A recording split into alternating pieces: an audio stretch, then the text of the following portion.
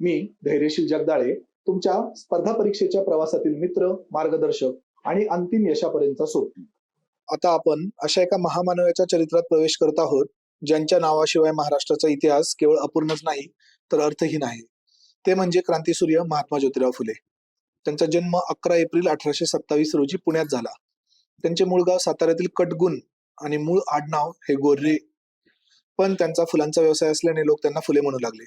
ज्योतिरावांवर सर्वात मोठा वैचारिक प्रभाव कोणाचा होता? आयोगाने हा प्रश्न अनेकदा विचारलाय. त्याचे उत्तर आहे अमेरिकन विचारवंत थॉमस पेन आणि त्यांच्या राईट्स ऑफ मॅन या ग्रंथाचा.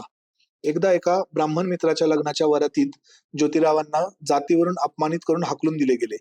तो अपमान त्यांच्या जिव्हारी लागला आणि त्या क्षणी त्यांनी ठरवले की या देशातील जातीय व्यवस्था आणि अज्ञान मी मुळासकट उकडून फेकेल.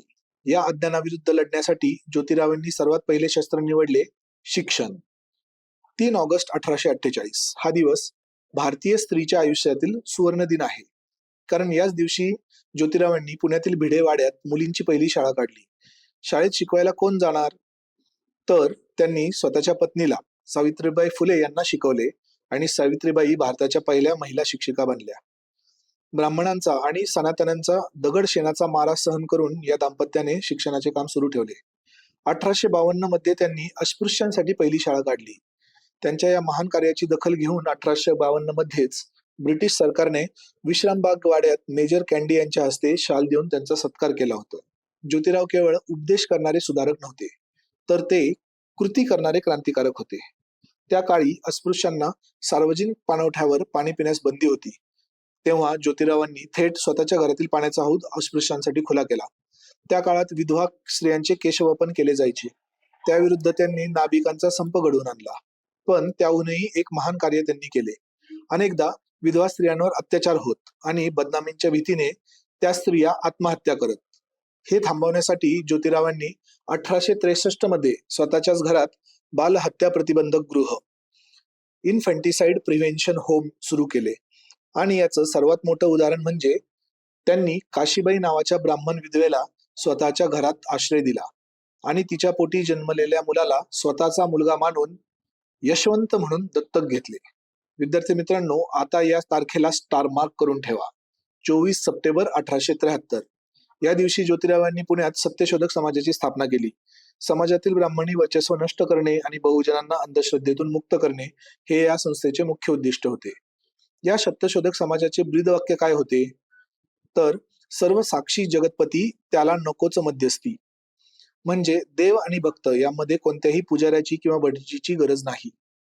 त्यांनी लग्नासाठी ब्राह्मणाची गरज नाकारली आणि स्वतःच्या सत्यशोधक पद्धतीने स्वतः रचलेली मंगलाष्टके म्हणून विवाह लावण्याची क्रांतिकारी प्रथा सुरू केली. सत्यशोधक समाजाचा विचार लोकांपर्यंत कसा पोहोचायचा यासाठी एका वृत्तपत्राची गरज होती आणि त्यातूनच जन्म झाला दीनबंधू या वृत्तपत्राचा.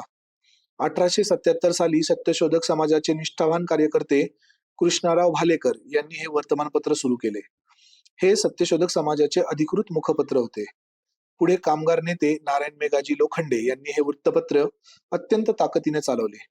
या दीनबंधू वृत्तपत्राने पुणे, मुंबई आणि संपूर्ण महाराष्ट्रात शेतकरी आणि कामगारांच्या प्रश्नांना वाचा फोडली आणि सत्यशोधक विचारांचा वणवा सर्वत्र पसरवला. आता आपण एमपीएससीच्या अत्यंत आवडत्या फॅक्टकडे वळूया. Hunter commission.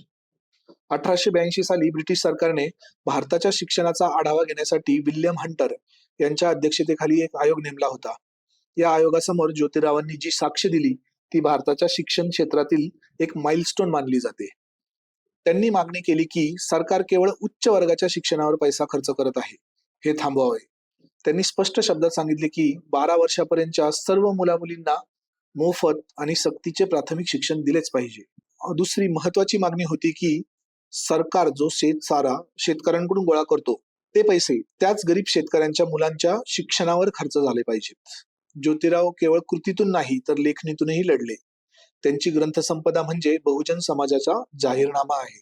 1855 साली त्यांनी तृतीय रत्न नावाचे नाटक लिहिले. हे त्यांचे पहिले पुस्तक.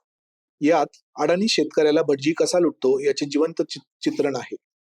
त्यानंतर ब्राह्मणांचे कसब हे 1869 या ग्रंथातून त्यांनी पुरोहितशाहीवर प्रहार केला. पण मित्रांनो, आयोगाचा सर्वात आवडता प्रश्न येतो तो गुलामगिरी या ग्रंथावर. 1873 साली लिहिलेला हा ग्रंथ त्यांनी कोणाला अर्पण केला? तर अमेरिकेतील निग्रो लोकांना गुलामगिरीतून मुक्त करण्यासाठी ज्या लोकांनी लढा दिला त्या अमेरिकन जनतेला. त्यांनी आपल्या इथल्या शूद्रांच्या परिस्थितीची तुलना ही अमेरिकेतील गुलामांसोबत केली होती.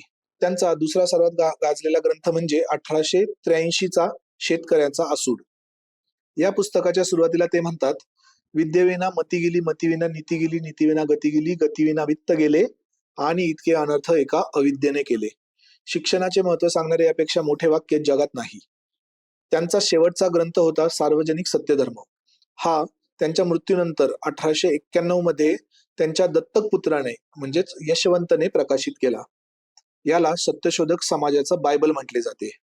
आणि मित्रांनो, तुम्हाला माहिती आहे का, छत्रपती शिवाजी महाराजांच्या रायगडावरील समाधीचा शोध घेऊन तिचा जीर्णोद्धार कोणी केला? तर तो ज्योतिरावांनी केला.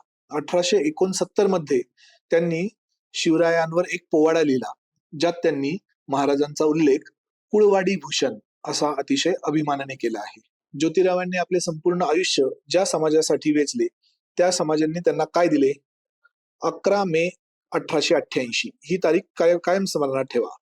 मुंबईतील मांडवी येथील कोळीवाड्यात एक भव्य सभेचे आयोजन करण्यात आले होते. राव बहादूर वडेकर आणि कामगार नेते नारायण मेघाजी लोखंडे यांच्या पुढाकाराने मुंबईतील सर्वसामान्य जनतेने ज्योतिरावांच्या या महान कार्याचा गौरव करण्यासाठी त्यांना एक पदवी बहाल केली आणि ती पदवी होती महात्मा.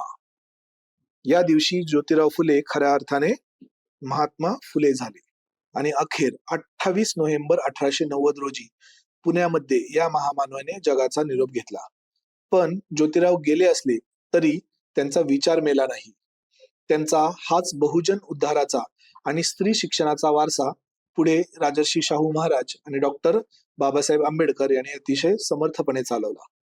खुद्द डॉक्टर आंबेडकरांनी भगवान बुद्ध आणि संत कबीर यांच्यानंतर महात्मा फुले यांना आपले तिसरे गुरु मानले होते आणि यातच महात्मा फुलेंच्या कार्याची खरी थोरवी सामावलेली आहे.